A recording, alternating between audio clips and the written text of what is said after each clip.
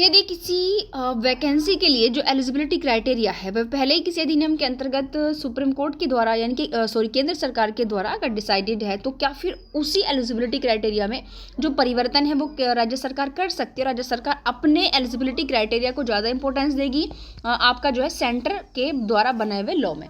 तो यहाँ पर यही आज का डिस्प्यूट है। केस का नाम है state of Haryana versus Krishna Kumar and others, और विद कनेक्टेड मैटर्स यानी कि और भी मैटर्स इसके साथ कनेक्टेड है, याद रखिएगा। इसमें मेन आपका देखिए 19 जनवरी को ही डिसाइड किया है सुप्रीम कोर्ट ने।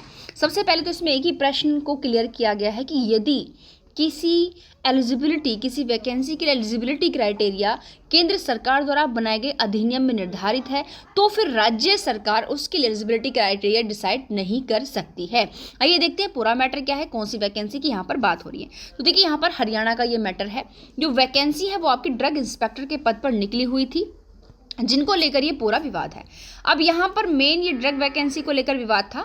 अब यहाँ पर एलिजिबिलिटी क्राइटेरिया सुप्रीम जो डिसाइड किया गया था केंद्र सरकार ने, वो आपका ड्रग्स एंड कॉस्मेटिक एक्ट 1940 और आपका ड्रग्स एंड कॉस्मेटिक रूल्स 1945 के तहत आता है। यानी कि सेंट्रल गवर्नमेंट के कंट्रोल में ये पद है, क्योंकि सेंट्रल गवर्नमेंट के कंट्रोल में, तो सेंट्रल गवर्नमेंट की एलिजिबिलिटी यहाँ पर रही। अब यहाँ पर रूल क्या है, तो यहाँ पर सेंटर के रूल वही जो मैंने बताया था, ड्रग्स एंड कॉस्मेटिक रूल्स 1945 का रूल जो 49 है उसके अकॉर्डिंग यहाँ पर जो क्वालिफिकेशन है वो यहाँ पर इंक्लूड की गई। देखिए drugs and cosmetic rules 1945 rules 49, इस रूल में साफ साफ बताया गया है कि ड्रग इंस्पेक्टर बनने के लिए कौन सी एजुकेशन क्वालिफिकेशन होनी चाहिए और कितना एक्सपीरियंस होना चाहिए। यानी कि ड्रग इंस्पेक्टर के पद पर जो रूल है, इस रूल में आपके एजुकेशन भी और एक्सपीरियंस भी दोनों चीज़ों को इंक्लूड किया गया है। और यह रूल केंद्र सरकार द्वारा अगर बनाया गया तो ऑल ओवर इंडिया पर यह लागू होगा। लेकिन सबसे पहले आपको मैं यहाँ पर बता दूँ कि क्या क्या यहाँ पर एलिजिबिलिटी क्राइटेरिया क्या मांगा गया है। देखिए सबसे पहले तो यहाँ पर देखिए एलिजिबिलिटी क्राइटेरिया जो डिसाइड किया है सुप्रीम कोर्ट के द्वारा, केंद्र सरकार के द्वारा, बार बार सुप्रीम कोर्ट मुझे ध्यान आ रहा है क्योंकि सुप्रीम कोर्ट ने तो डिसाइड किया है चीज़ें। तो देखिए इसमें बैचलर्स डिग्री होनी चाहिए किसकी, फार्मेसी या फार्मास्यूटिकल साइंस और medical with specialization in clinical pharmacology microbiology. तो इसमें ये कह रही कि ये वाली इनमें से आपके पास होनी चाहिए। दूसरा ये क्वालिफिकेशन ऑल ओवर इंडिया के लिए समान है, सेम होनी चाहिए, क्योंकि ऐसा ही मैटर आपका कर्नाटक में भी इशू हुआ था। एक्सपीरियंस जो इन्होंने किया है कि कम से कम 18 महीने का प्रैक्टिकल एक्सपीरियंस उसको होना चाहिए। 18 ईयर्स का जो है 18 मंथ का जो इन्होंने यहाँ पर क्या किया है, एक्सपीरियंस किया है किसी फार्मास्यूटिकल मैन्युफैक्चरिंग यूनिट में। ठीक है, अब यहाँ पर अब बात क्या हुई। ठीक है, अब जैसे यहाँ ये हमने आपको एजुकेशन क्वालिफिकेशन यहाँ पर बता दिया। अब मेन फंडा यहाँ पर क्या रहा, देखो यहाँ पर मेन बात क्या रही कि स्टेट जो हरियाणा है उसने क्या किया, हरियाणा सरकार ने अपने state service rules and recruitment rules में ड्रग इंस्पेक्टर के पोस्ट के लिए रूल 49 से ज़्यादा अलग योग्यता यानी कि एक्स्ट्रा एक्सपीरियंस, एक्स्ट्रा क्वालिफिकेशन जोड़ दिया। यानी कि इसमें जो भी मैंने आपको नीचे बताया था उससे एक्स्ट्रा क्वालिफिकेशन और एक्स्ट्रा जोड़ दिया।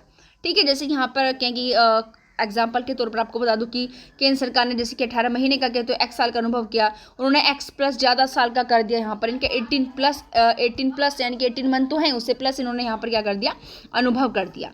ठीक है, यहाँ पर जो कृष्ण कुमार जो पिटिशनर हैं और अन्य की भी यहाँ पर, क्योंकि विद कनेक्टेड मैटर्स है तो अभी मैटर्स को यहाँ पर जोड़ा गया, तो इनके द्वारा क्या किया गया, यहाँ पर इस चीज़ को जो है चुनौती दी गई। ठीक है, अब इनका क्या कहना था पिटिशनर्स का इस मामले में कहना था कि ड्रग इंस्पेक्टर जो पद है उसको केंद्रीय कानून के तहत रेगुलेट किया जाता है। भाई जो पोस्ट है उस पोस्ट को ही अगर हमारा सेंट्रल गवर्नमेंट के द्वारा रेगुलेटेड किया जाएगा तभी तो सेंट्रल गवर्नमेंट ने एलिजिबिलिटी एक्सपीरियंस बनाए हैं। तो फिर जो स्टेट गवर्नमेंट है वो उसमें एक्स्ट्रा जो एलिजिबिलिटी क्राइटेरिया नहीं जोड़ सकती, और यह संविधान के जो फेडरल स्ट्रक्चर है, कानून की सर्वोच्चता है, उसका उल्लंघन करना। सुप्रीम कोर्ट के समक्ष भी प्रश्न जो गया वो ये था कि क्या स्टेट गवर्नमेंट ऐसे पद पर अतिरिक्त योग्यता तय कर सकती है जहां केंद्रीय कानून पहले से योग्यता तय कर चुका हो। मेन प्रश्न ये था, क्योंकि यही आपका विवाद है। अब यहाँ पर सुप्रीम कोर्ट का मैं डिसीजन क्या, बिल्कुल नहीं, स्टेट गवर्नमेंट ऐसा नहीं कर सकती, साफ तौर पर उन्होंने स्पष्ट कर दिया।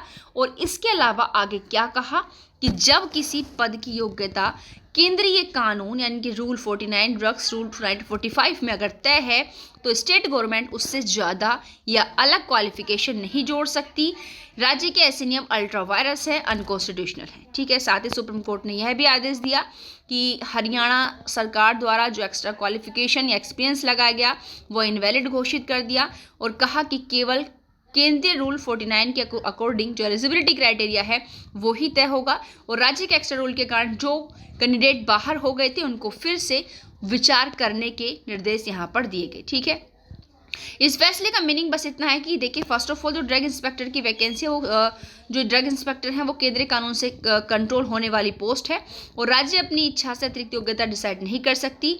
यहाँ पर सुप्रीम कोर्ट का फैसला महत्वपूर्ण क्यों है, क्योंकि आप जानते हैं कि जब भी इस तरह की भर्तियों इस तरह के रूल्स के अकॉर्डिंग निकलने वाली भर्तियों की बात होगी तो ये आपका लीडिंग जजमेंट बनेगा। साथ ही स्टेट और सेंट्रल रूल्स के टकराव को लेकर के भी ये आपका जो विवाद का रीज़न रहा। ठीक है, तो ये यहाँ पर आपका ये एक्सपीरियंस वगैरह मैंने आपको यहाँ पर जो है देखिए बता दिया है। तो भाई आज के लिए इतना ही, मिलते हैं नेक्स्ट वीडियो में। इसे याद रखिएगा, बट ये आपका जो डिसीजन है सुप्रीम कोर्ट का बहुत ही इंपॉर्टेंट है, आने वाली अपकमिंग जुडिशियल एपीओ एग्जाम्स के लिए महत्वपूर्ण है। थैंक यू, मिलते हैं नेक्स्ट वीडियो में।